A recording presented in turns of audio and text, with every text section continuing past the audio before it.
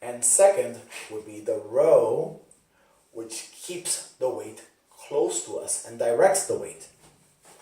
Now, why do we need to bring weights to our shoulders? Well, it allows us to obviously do things like overhead pressing. It allows us to do things like squatting. It allows us to do carries, loaded carries, or walking with weight in that rack position. And it's obviously a very, very functional movement. Let me show you. One way that most people clean all the time and don't realize they're doing it is this way. Look, it's a hip hinge and a row. That's a clean, right? A lot of people think they can't lift heavy weights, yet they lift shoulder all the time. That's squiggle and stuff, right? So let me put her back down so you can keep drawing. Now, again, if it's a deadlift and a row, so if you do not have the deadlift down and you don't have the row down, the bento row, please go develop that. Work on it for a while. Work on your deadlift, work on your row, work on your squat. The squat will allow you to clean more weight. It's not necessary, but it will allow you to clean more weight. So here's what a clean looks like. Now, again, if you want to compete in Olympic weightlifting, you want to learn how to clean super heavy loads, go get an Olympic weightlifting coach, right? Go to an Olympic weightlifting gym or some good CrossFit gyms even. But what we're talking about is how to get the weight up to your shoulders to add variety to your exercises and to the ways you can load your exercises in your own home.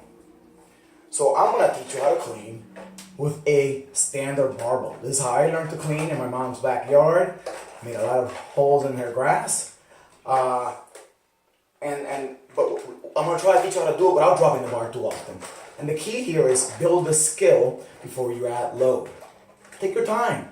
Work on strengthening your deadlift. Work on strengthening your row. Work on strengthening your push-up. And take your time while you build this skill, and then you'll be able to load your squats and your overhead presses heavy. So, as I said before, you want to have a bar set to a height that you can pick it up without folding your spine. Unless it's super light, and this is kind of light for me. So I will go ahead and let my spine go a little bit, then get to my deadlift position and stand up. Now, whereas in competition, you have to clean from the floor, I see you don't need to do it in your own house. So get it up to your mid-thigh high, your deadlift height, and we're going to use something called a high pull, or I call it a float, to kind of get the weight going in the right direction. So first practice this. The high pull is basically, traditional high pull is basically hips go back and explode up. Hips go back and explode up.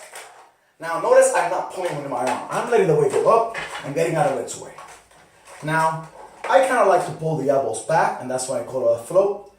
I'm going to go hips go back, explode up. Let my elbows go back, because that's where I want them to be when I flip them over to catch the bar. Hips go back, up.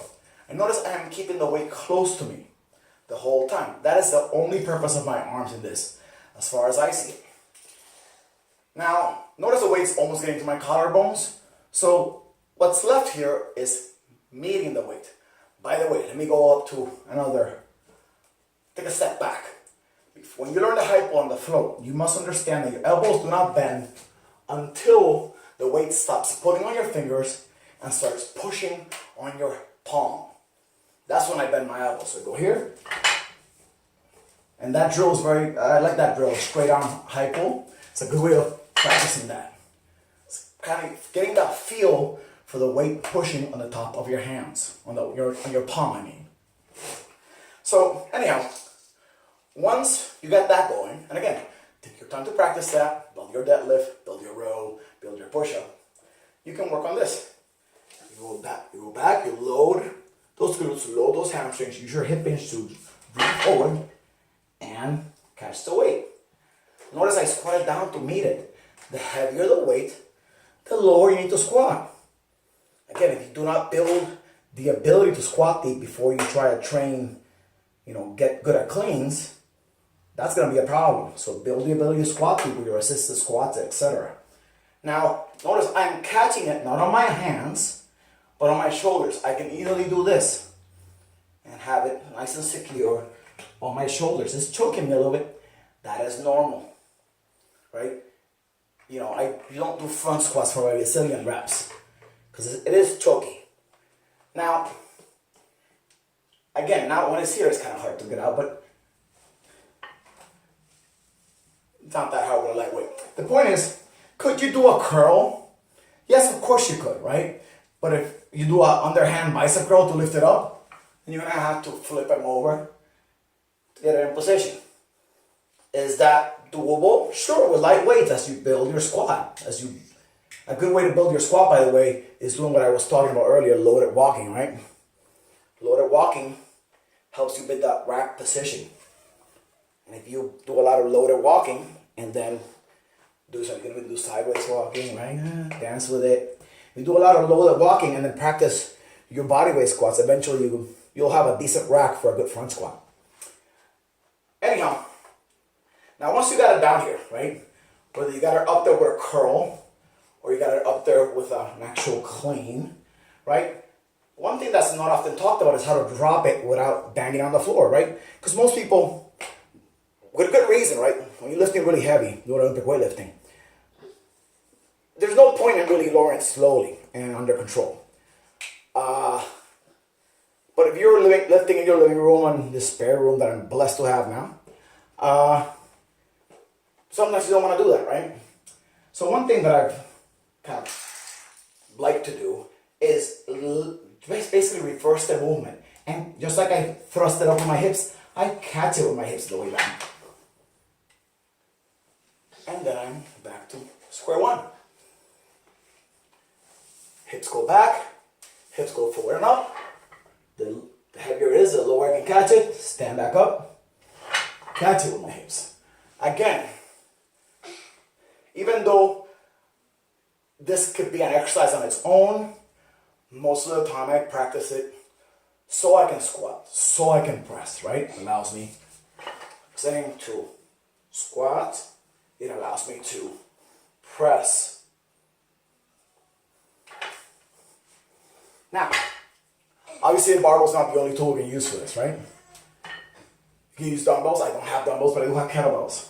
Now, the equivalent of the high pull with a kettlebell is the swing, right?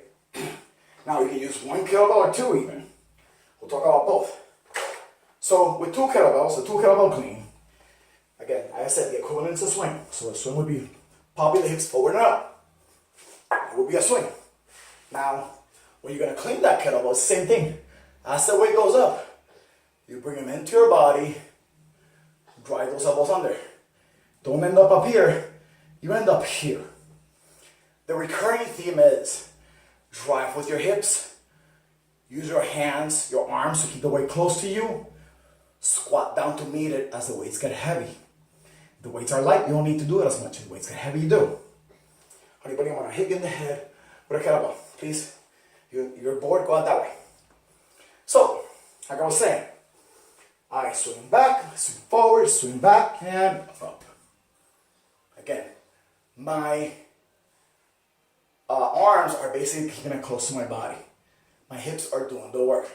And once more, I can do my presses here. I can do my squats here. Right? One arm clean, same difference. Swing back, up. It's a swing, but I pull it in. Rack it. Elbow close to my body.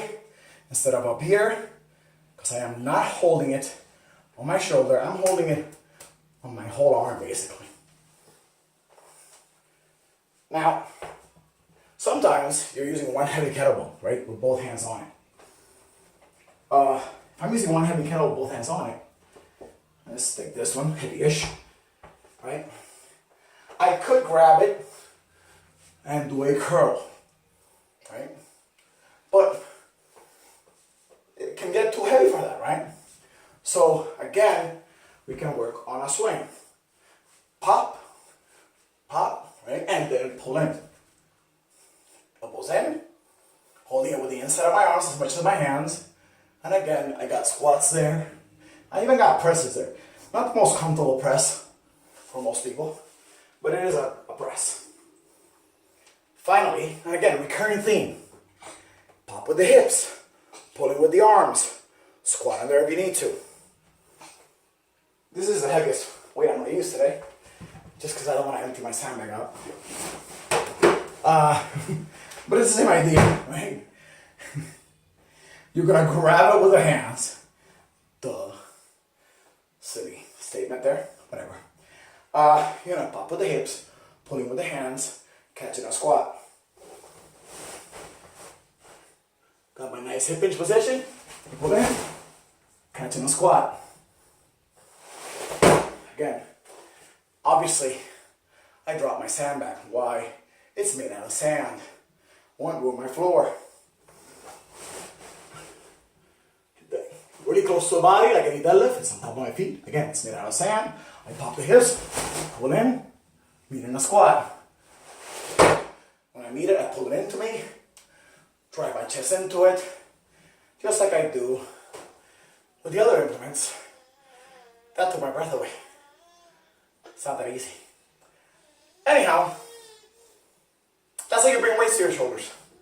Okay, whoa. I'll come back with something else. Hope you enjoy this.